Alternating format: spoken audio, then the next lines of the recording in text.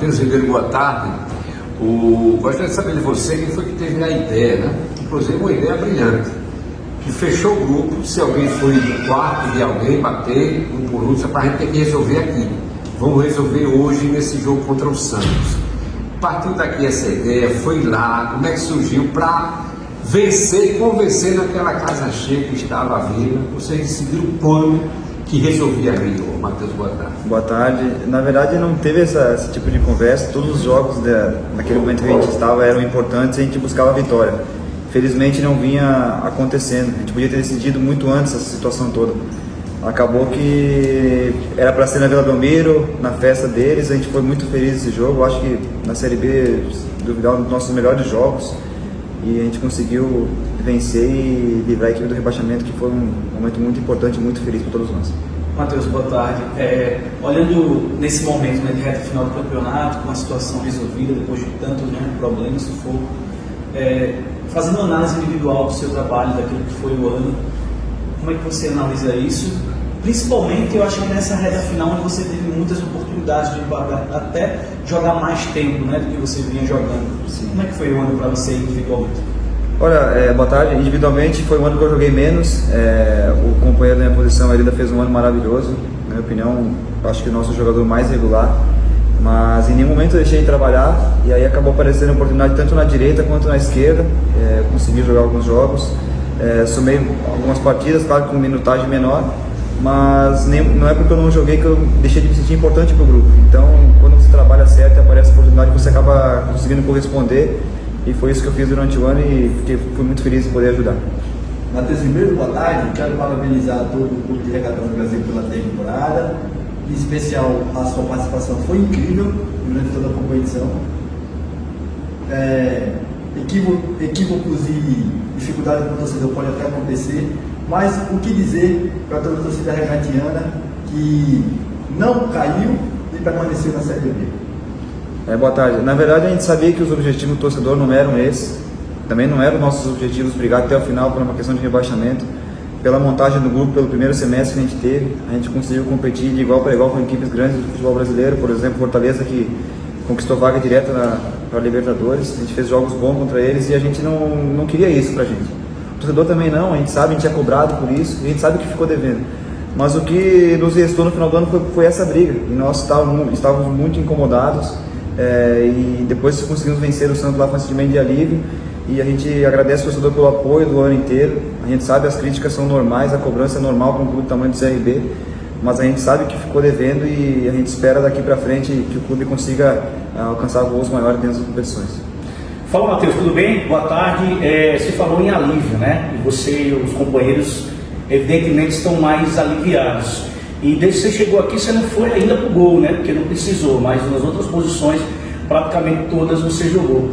E eu estou agora fazendo essa live aqui ao vivo e a torcida está dizendo, esse é um gol manto, esse é um gol manto. E você acabou de falar aí que mesmo quando não entrou, você esperou a sua oportunidade, né? Sou dos melhores companheiros, é um cara também que é de grupo aqui, né? Um grande caráter, um grande amigo também. Eu queria que você falasse dessa reta final, de tudo isso. E essa paciência sua também, dos companheiros que não entraram, e se você fica feliz, evidentemente, com o que o torcedor fala sobre você.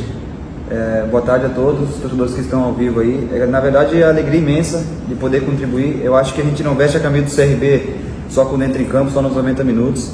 Quando a gente é contratado, ninguém garante se a gente vai jogar, se não vai jogar. O que a gente tem que garantir para o clube que nos contratou é que a gente vai dar o melhor todos os dias. E eu acho que isso eu fiz desde que eu cheguei aqui. E sou muito grato pelas mensagens que eu recebo do torcedor. É uma identificação natural, uma pessoa que trabalha todos os dias, que respeita todos os funcionários, que se dá bem com todo mundo. E eu fico muito feliz de receber essas mensagens e também aliviado, como você falou, por nós ter conseguido livrar a equipe. Uma equipe como o CRB não merece passar pelo que passou nessa temporada. Então o sentimento é realmente, a palavra certa é alívio. E espero que daqui para frente a torcida não sofra mais com essas situações. A pergunta do Alan Jones, da Rádio NN, canal NN Play. Matheus, você tem interesse em renovar com o CRB e permanecer no clube para a próxima temporada? Boa tarde. Na verdade, eu já tenho um contrato para o ano que vem. E nos últimos dias não se falava nada em relação a isso, porque o foco não só dos jogadores, mas da direção era em livrar o clube. E a partir de agora, eu creio que a direção está fazendo planejamento e a gente vai saber o que vai acontecer daqui para frente. Como é que você imagina que esteja esse estádio em Pelé, né? O último jogo, você está fora, né? Que o jogo já está em férias, mas está trabalhando, tem um contrato, né? Tu imagina como está o Pelé para esse jogo de uma despedida, porque o jogo começou sendo do Série B, quando a Ponte perde no sábado, vocês vencem no domingo. O que você imagina desse jogo, torcedor? Ele vai lá, ele vai incentivar, ele vai agradecer a vocês. Como é que você imagina por esse sofrimento que passou todo mundo, Matheus? Eu acho que o torcedor, como eu falei anteriormente, foi um ano que foi frustrante para eles, a gente sabe. A gente começou muito bem e se criou uma expectativa muito grande em relação ao nosso campeonato na Série B. A gente não conseguiu reproduzir dentro de campo toda essa expectativa, mas a gente sabe, o torcedor nos apoiou nos momentos bons, nos ruins. Tenho certeza que domingo vai estar lá de novo, vai estar lá nos prestigiando, como sempre fez. O CRB não abandona e a gente espera que faça novamente uma linda festa e que a gente consiga encerrar o ano, que não foi com todos os objetivos cumpridos, mas que a gente consiga encerrar o ano de uma maneira legal lá no domingo. Matheus, depois de tudo isso, talvez esse seja um momento menos difícil para responder uma pergunta como essa, porque todo mundo viu o CRB no primeiro semestre voando, e aí chega ali depois da final da Copa do Nordeste, as coisas mudaram drasticamente, né? Hoje, fazendo uma análise até durante esse período, vocês conseguem identificar o que pode ter de fato acontecido? Talvez o grupo não assimilou mais aquilo que o Daniel, por exemplo, já que era o técnico que estava no momento onde passou mais tempo sem vencer. Os jogadores acharam que cansaram talvez fisicamente muito rápido. O que é que você acha que aconteceu? O que é que vocês analisam desse período tão difícil que foi? Eu acho que essa oscilação no futebol brasileiro é normal. Claro que não da maneira que foi com a gente aqui. A gente começou muito bem e depois oscilou de uma maneira muito negativa. A gente ficou, se não me engano, na Série B foram 12 jogos sem vitória. E isso nos atrapalhou muito, acabou culminando na demissão do Daniel, depois do Pivete, enfim, a gente não conseguiu manter esse bom rendimento. E eu acho que são uma série de fatores. Até depois que você o resultado não começa a aparecer, o jogador se pressiona naturalmente para buscar isso e acaba atrapalhando as ações dentro de campo.